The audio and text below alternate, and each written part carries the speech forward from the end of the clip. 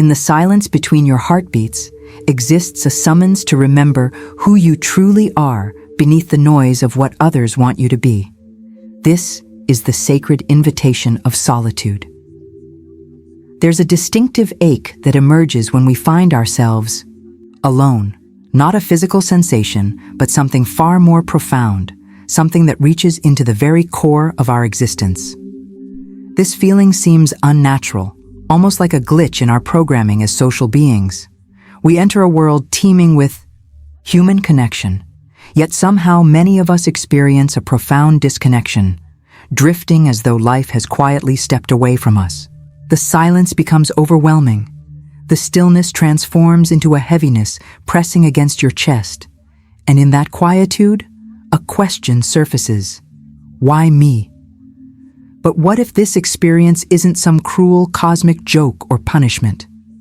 What if genuine solitude, true aloneness, is actually a pivotal chapter in your journey, a turning point leading not toward despair, but toward profound awakening? Carl Jung, one of history's most influential psychological thinkers, didn't view solitude as something deserving fear or pity.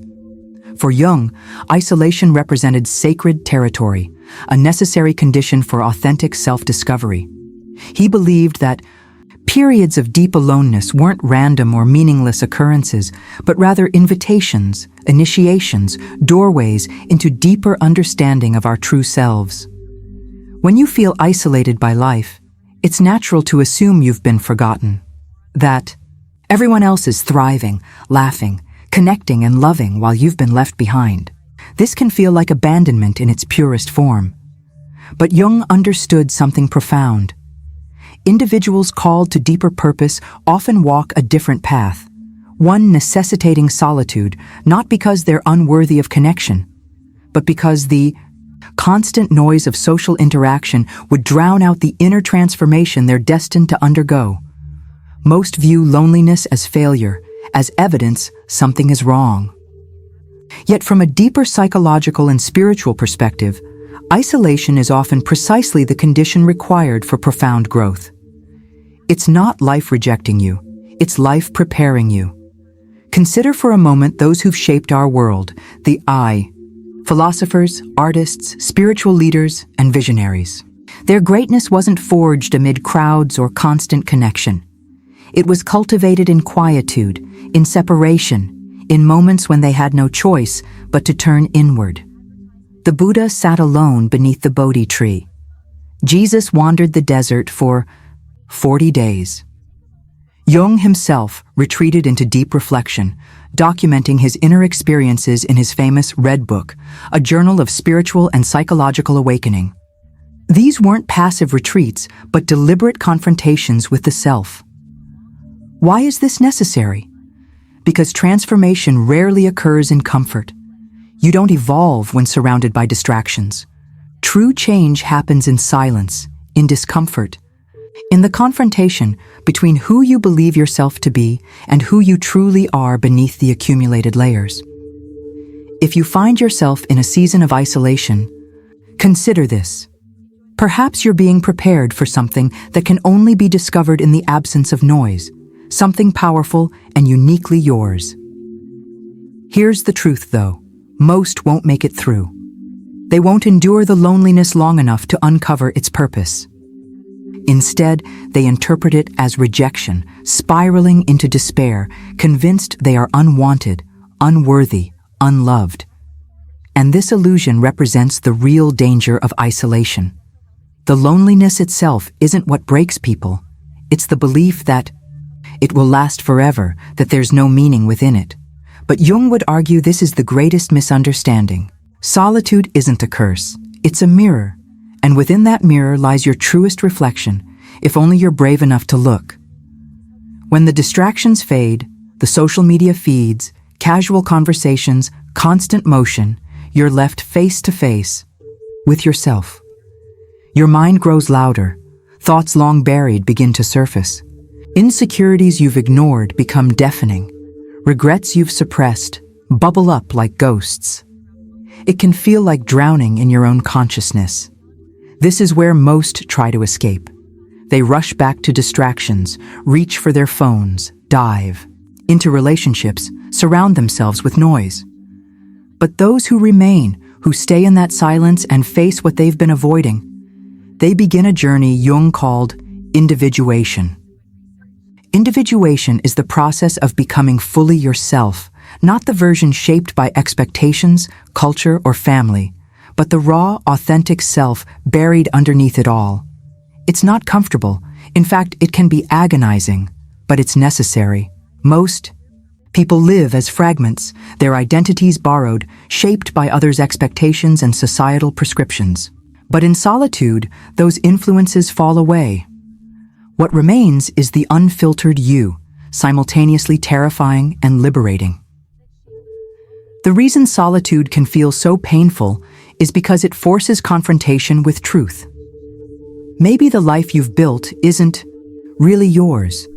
Maybe the person you've been isn't your authentic self. Without external noise, your subconscious begins to whisper, then shout, finally demanding attention. But again, this isn't punishment. It's purification. The pain isn't senseless. It's sacred. It burns away illusion, clears the fog, strips everything that isn't truly you. And in its place, something new emerges. Still, many reject this process. Instead of seeing solitude as opportunity, they see it as failure. They convince themselves they've been left behind, feel cursed, fall into bitterness.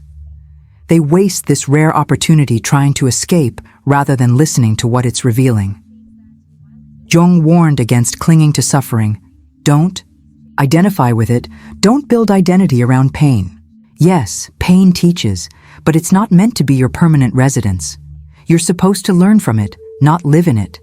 The more you resist silence, the more it controls you.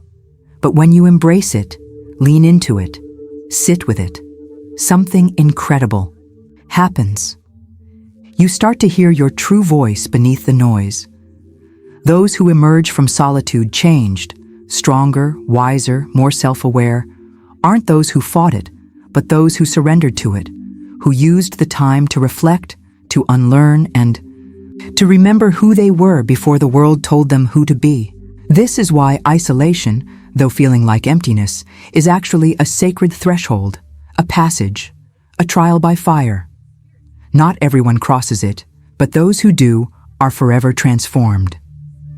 When you're finally alone, truly, undeniably alone, you enter a psychological wilderness. There are no signposts, no familiar distractions, no one applauding your efforts or offering maps. You're left with only yourself, and this, while terrifying, is precisely the point. Solitude strips away the world's noise so you can hear what has always been speaking inside, your true self. It's the only space where you can begin asking questions that matter. Who am I beyond the roles I play? What do I believe apart from what I've been taught? What do I want, not just for survival, but for meaning? Jung believed the unconscious mind, that hidden reservoir of desires, fears, instincts, and forgotten truths, becomes more accessible when we're removed from external influence. In quietude, the unconscious speaks more clearly, not through words, but through feelings, dreams, memories, and sudden insights seeming to arise from nowhere. These aren't random. They're messages, clues from your deeper self. Society encourages constant motion, busyness, avoidance of stillness. But genuine transformation requires stopping, pausing, feeling, and listening, even when what you hear frightens you. This is solitude's alchemy, the slow, mysterious process of transforming silence into selfhood. It doesn't happen immediately or in a single epiphany. It unfolds gradually, like a seed pushing through soil. First darkness, then pressure, then something stirs, begins to grow, but it requires cooperation. If you fight solitude, numb it, run from it, transformation cannot occur. You remain stuck, repeating old patterns, clinging to surface identities, afraid to face your true depth. Jung's concept of shadow work becomes essential. The shadow comprises Everything we've pushed away, traits we dislike, emotions we suppress, truths we pretend not to know. These parts don't disappear. They wait in darkness. When we enter solitude, the shadow steps forward. You might feel anger you didn't know you carried, sadness locked away for years, guilt, envy, fear. It can overwhelm. But Jung taught that integrating the shadow, making peace with these parts instead of denying them, is key to wholeness. Solitude, embraced with courage, becomes the arena for this integration. You begin reclaiming yourself piece by piece, painfully yet powerfully. Most think happiness comes from avoiding pain, but Jung understood real peace comes from understanding it, facing it, no longer fearing the darker aspects of your psyche. When you sit with pain, listen to it, learn from it, it loses its power over you. Something remarkable happens. Clarity emerges. You see which relationships were built on fear or obligation. You recognize how you've abandoned yourself to please others. You notice how you've been performing instead of living. And you begin reclaiming your life, not the life others expected, but one authentically yours. This is the freedom solitude offers. It doesn't come quickly or easily, but honestly. In this quiet space, you may rediscover passions that once energized you before being told they weren't practical. You may hear your inner child, not the wounded one, but the curious, playful, creative one, whispering again. You may remember abandoned dreams, and suddenly they don't seem impossible. They feel necessary. The tragedy is that most never reach this depth. They skim their lives' surface, avoiding solitude at all costs, mistaking it for loneliness, missing the treasure beneath discomfort. But if you've been brought into solitude, even unwillingly, consider that life may be offering something greater than comfort. Truth. And truth isn't always gentle or easily digested. It cuts, exposes, demands change, but also liberates, clearing falsehood to make room for authenticity. That's why those emerging from solitude often radiate different strength, not loud or aggressive, but quiet, rooted, unshakable. They no longer seek external validation, having learned self-validation. They aren't desperate for attention, having made peace with being unseen. They don't fear misunderstanding, preferring authenticity to approval. This is solitude's gift, returning you to yourself. But it's not freely given, it's earned. You must endure nights when silence seems crushing, face haunting thoughts, sometimes cry, sometimes rage, sometimes break open. Then, only then, something new forms within, a stronger, clearer you. Jung said, "People will do anything, no matter how absurd, to avoid facing their own souls. But those who do face themselves repeatedly, honestly, humbly, they become rare, whole." If you're in a solitude season, don't rush to escape, fill it with noise, or numb with distraction. Instead, listen, feel, breathe. Trust that this seemingly empty space is fertile ground for extraordinary growth, something no one else can give you, an unshakable relationship with yourself. Because ultimately, solitude isn't about isolation or punishment, but reunion with the self you were always meant to become. There's a sacred fire within solitude that burns not to destroy, but to refine. Uncomfortable? Yes. Sometimes feeling like punishment? Certainly. But truthfully, solitude is a crucible, and only those willing to enter its heat emerge transformed. When everything familiar is stripped away, others' voices, distractions, roles you've played, something raw and honest remains you. Not the version others see or the one curated for public consumption, but the unfiltered, vulnerable, quietly powerful self, waiting for space to breathe. Jung viewed such experiences not as life detours, but as its very heart. He believed life repeatedly pushes us into encounters with our unconscious mind, that vast inner world of dreams, fears, instincts, and forgotten truths. But the door to that world rarely opens amid noise. It opens in silence, in solitude, in moments when you feel forgotten, when invitations stop, when your phone stays silent and stillness feels suffocating. That's when you're closest to something sacred. It might not feel like a gift initially. It might feel like grief. But beneath the ache lies an invitation to become something more whole, honest, aligned with your essence. Many view isolation purely negatively, as social failure or being unwanted. But solitude, especially uninvited, often signals the beginning of an inner rite of passage required by the soul, even as the ego resists. Think of it like seasons. No one questions winter's purpose, a time when everything appears dormant, even dead. Yet underground, roots grow, deepen, prepare for the next growth cycle. Your solitude is similar. On the surface, nothing seems to happen, but internally, massive shifts occur. This is why spiritual traditions worldwide, Buddhism, mystic Christianity, Sufism, revere periods of isolation. In silence, in retreat, the soul finds its way home. Make no mistake, this isn't passive. You don't simply sit in silence awaiting revelation. You must engage with yourself actively, compassionately, honestly. Listen to what you've ignored. Feel what you've numbed. Sit with the ache not as victim, but as seeker. In doing so, something profound shifts. Parts of yourself once rejected, fears, past mistakes, perceived flaws, begin feeling less like enemies and more like messengers. You realize these shadows you've lifetime avoided weren't trying to destroy you, but guide you back to wholeness. This embodies Jung's individuation concept, integrating all your parts, including those pushed away.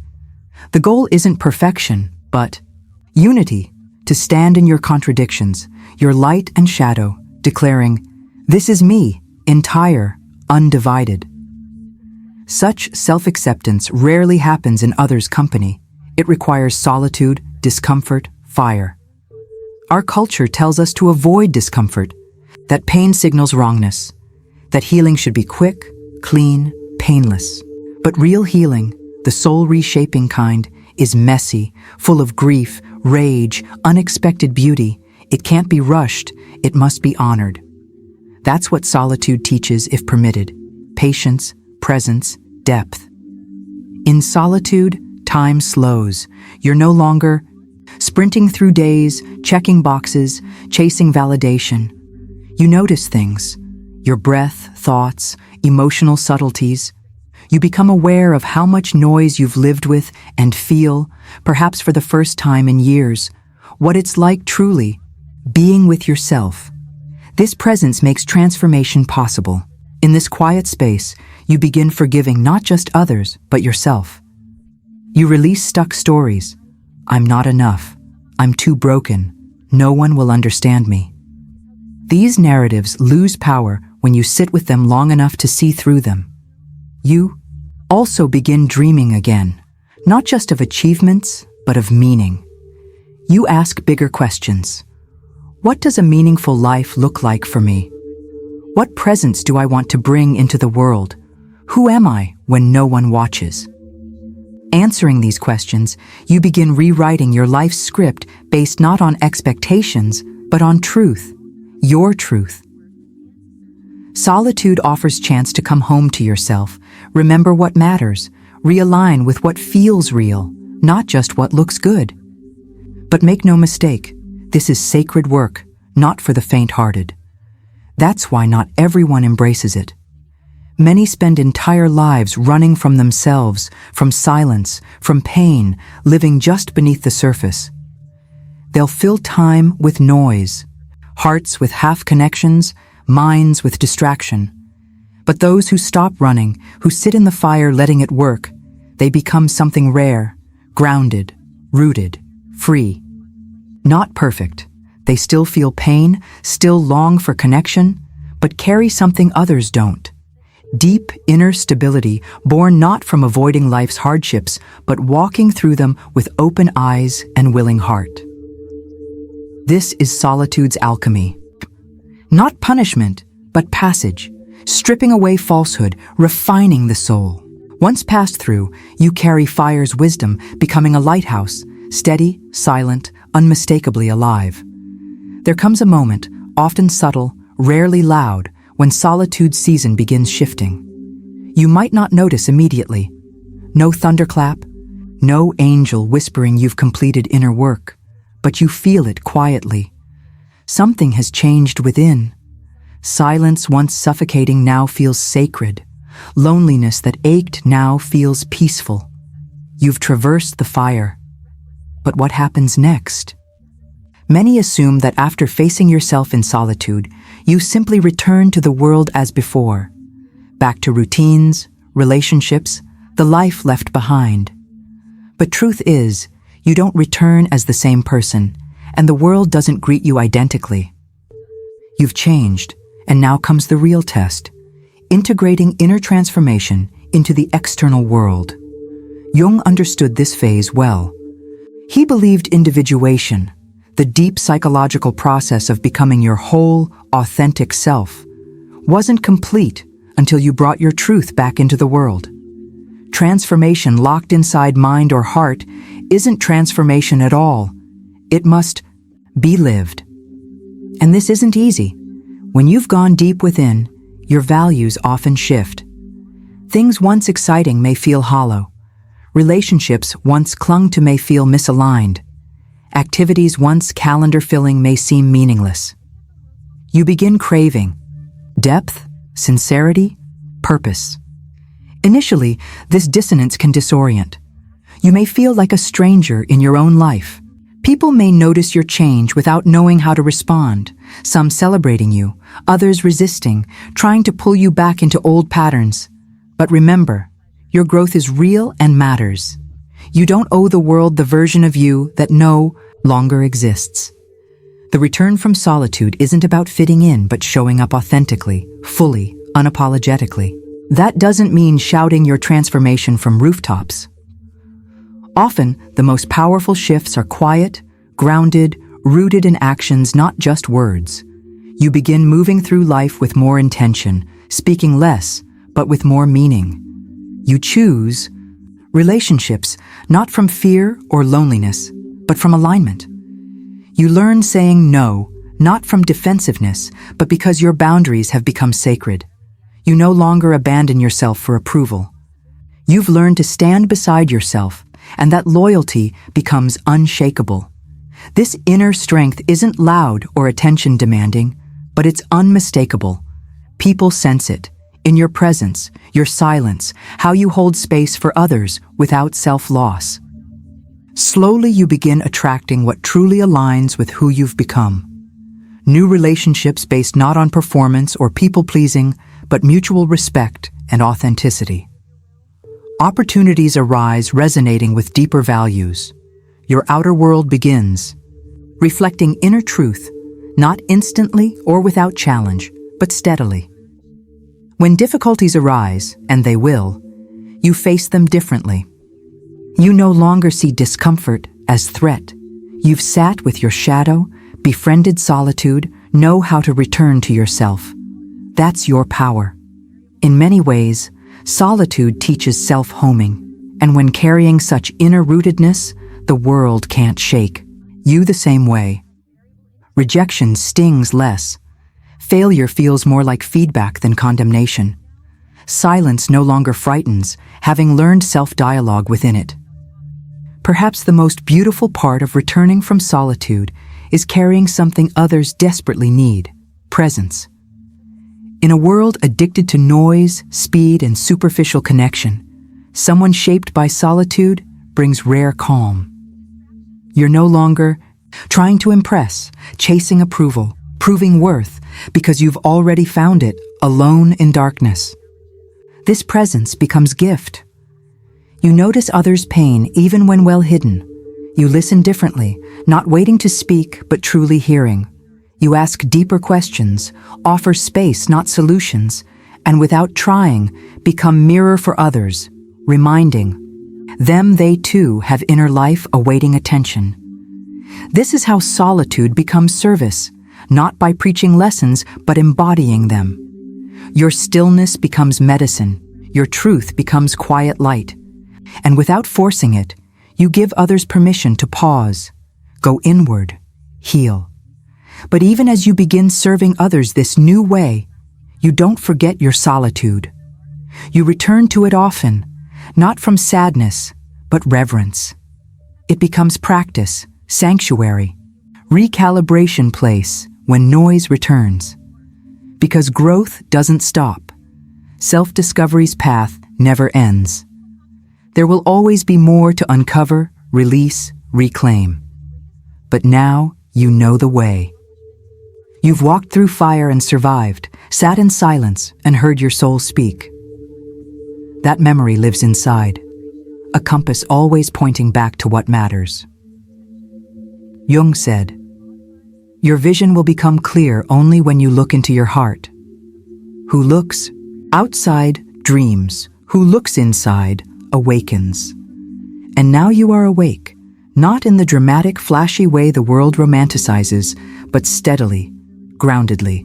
You know peace because you've earned it. Know self-respect's taste because you've built it.